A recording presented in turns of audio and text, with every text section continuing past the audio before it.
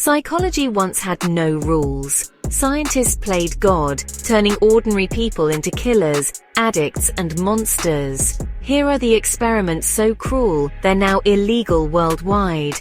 Join us as we delve into the unsettling history of forbidden psychology.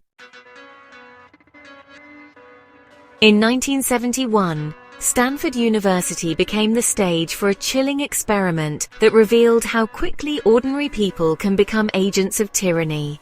Zimbardo's simulated prison saw students randomly assigned as guards or prisoners.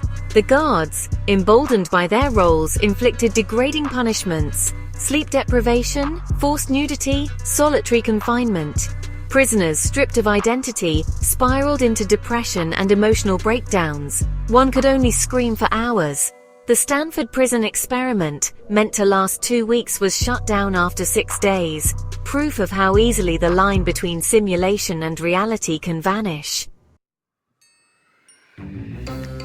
Few experiments in the history of psychology are as ethically troubling or as infamous as the case of Little Albert. This experiment, conducted over a century ago, continues to spark debate and discomfort among scientists, ethicists, and the public alike. It stands as a chilling example of how curiosity, unchecked by compassion, can lead to lasting harm. In 1920, psychologist John B. Watson, along with his graduate student Rosalie Rayner, set out to prove that fear could be artificially created in a child. Their goal was to demonstrate that emotions like fear were not just innate, but could be learned through experience and association. 9-month-old Albert, a healthy and curious baby, was introduced to a series of harmless neutral objects: a white rat, a rabbit, a monkey, and even burning newspapers. At first, Albert showed no signs of fear or distress. He reached out to touch the animals, fascinated and unafraid. But then Watson and Rayner began pairing the appearance of the white rat with a sudden, loud and frightening noise, a sound that startled Albert and made him cry in terror. This association was repeated several times, each time reinforcing Albert's fear. Soon, Albert's fear spread beyond the white rat. He began to recoil from anything with fur or a similar texture, even rabbits, dogs, a fur coat, and a Santa Claus mask. The fear had generalized, affecting his reactions to a wide range of objects and animals. The consequences of the experiment were profound and deeply troubling. Albert was left with a persistent, generalized fear that he could not understand or control. The researchers made no attempt to reverse the effects or help him recover. To this day, little Albert's ultimate fate remains a mystery. His story endures as a haunting reminder of the ethical boundaries that science must never cross, and the responsibility researchers have to protect those in their care. After World War II, Stanley Milgram set out to answer a chilling question: how could ordinary people commit acts of cruelty under orders? In his 1961 study, participants believed they were shocking a stranger for wrong answers, urged on by an authority figure. The shocks were fake, but the emotional distress was real. The learner screamed, pleaded, then fell silent. Many participants hesitated, torn between conscience and obedience. Yet 65% delivered the maximum shock, 450 volts, simply because they were told to. Milgram's experiment revealed a disturbing truth. Under authority, ordinary people can inflict unimaginable pain. Hidden from the public eye for decades, the CIA's MKUltra program stands as one of the most disturbing chapters in American intelligence history. Born out of Cold War paranoia and a desperate desire to gain an edge over perceived enemies, MKUltra blurred the lines between science and horror, ethics and ambition. From the early 1950s through the 1970s, the CIA secretly experimented with mind control techniques, using powerful hallucinogens like LSD, subjecting people to sensory deprivation, hypnosis, and a range of psychological manipulations. Many of these experiments were conducted on unsuspecting individuals who had no idea they were being used as test subjects in a government project.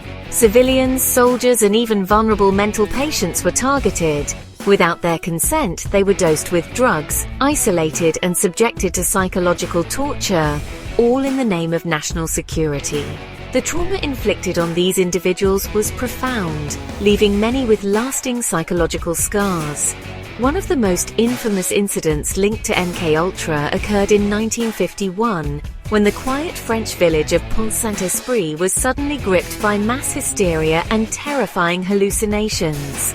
Some believe the CIA laced the local bread with LSD as part of a secret experiment, turning an entire community into unwitting test subjects. When the truth about MKUltra began to surface, it was already too late for many victims. The program left behind shattered lives, broken families, and a legacy of unanswered questions. Much of what happened remains hidden, as countless records were deliberately destroyed to cover up the full extent of the abuses. Today, MKUltra stands as a chilling warning about the dangers of unchecked government power and secrecy. It reminds us that in the pursuit of control, even the most trusted institutions can cross ethical lines, and that the true cost is often paid by innocent people. In 1939, behind the quiet walls of an Iowa orphanage, a dark chapter in psychological research began to unfold. This was the site of the infamous monster study, a deeply unethical experiment that preyed on the most vulnerable, orphaned children who had already suffered so much loss. Speech pathologist Wendell Johnson, driven by curiosity and a desire to understand stuttering, set out to test whether negative reinforcement could actually cause children to develop speech disorders. He and his team used the latest technology of the time, recording every word and reaction. 22 unsuspecting orphans were divided into two groups. One group received constant praise for their speech, encouraged to feel confident and capable. The other group, however, was subjected to relentless criticism, told repeatedly that they stuttered, even if they spoke fluently. The psychological toll was immediate and severe. Children who were criticized became anxious, withdrawn, and some even began to stutter for the first time in their lives. The emotional wounds ran deep, leaving invisible scars that would last for years. Many of these children carried the trauma and shame into adulthood, struggling with self-doubt and communication for the rest of their lives. The experiment haunted them long after the study ended. For decades, the monster study was kept secret, its details hidden from the public eye. When the truth finally emerged, it sparked outrage across the nation and led to a formal apology to the victims and their families. Today, the monster study stands as a chilling reminder of the immense power and potential harm of words. It is a lesson in the ethical responsibilities we bear, especially when working with those who trust us most.